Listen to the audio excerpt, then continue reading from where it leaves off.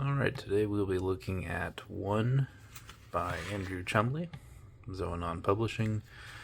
This is a book that originally came out in the year 2000, and it was a very limited run back then and has gone up tremendously in value.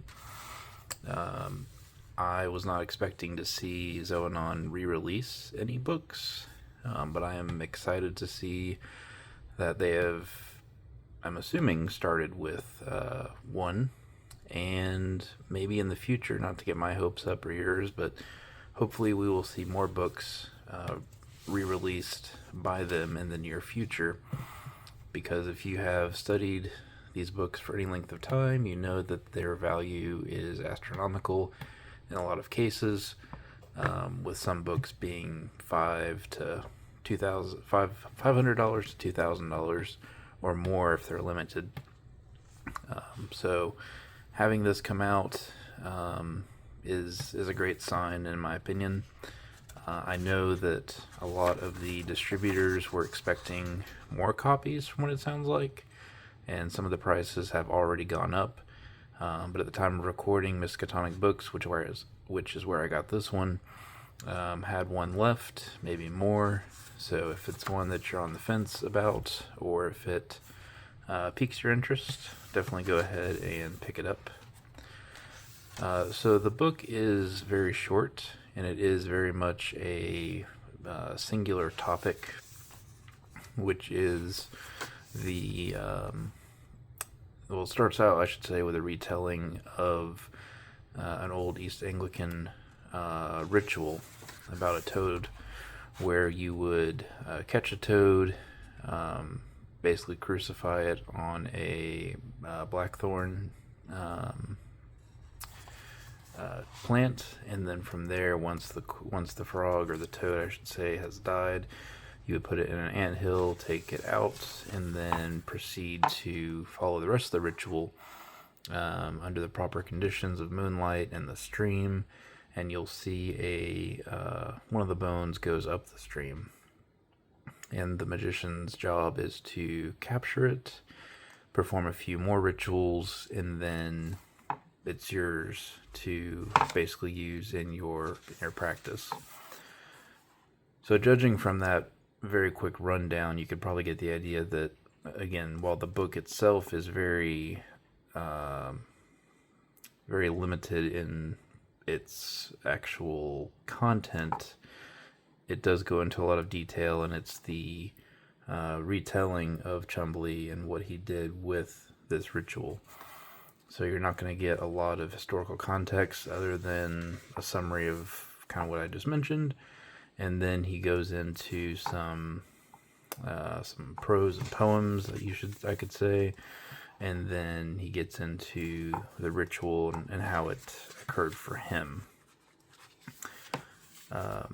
The second book is The Conjuration of the Devil, Sabatraxis, and again, it's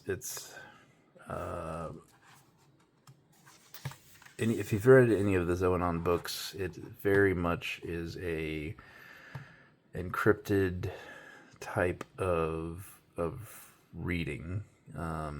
You'll notice some words here and there are capitalized seemingly randomly, but it's a very, I don't want to reveal the whole book here, so I'm going to skip ahead a bit, but it's a very otherworldly type of text. Reading Xoanon type books, I get a feeling I don't get from other texts, and if you've read some of their work, you probably know what I'm talking about. If you haven't, it's hard to describe, so I guess I won't really try. As I alluded to earlier in the video, once you have the toad bone, you go through a series of 3 additional rituals. This is the account that Chumbley went through, and then there's not a whole lot left after that.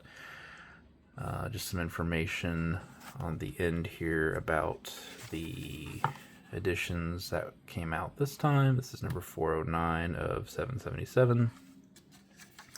I do also like at the end here, there is a summary of, kind of what Andrew Chumbley actually did, and it also kind of explains how the Azosha, the Dragon Book of Essex, and other texts ties in.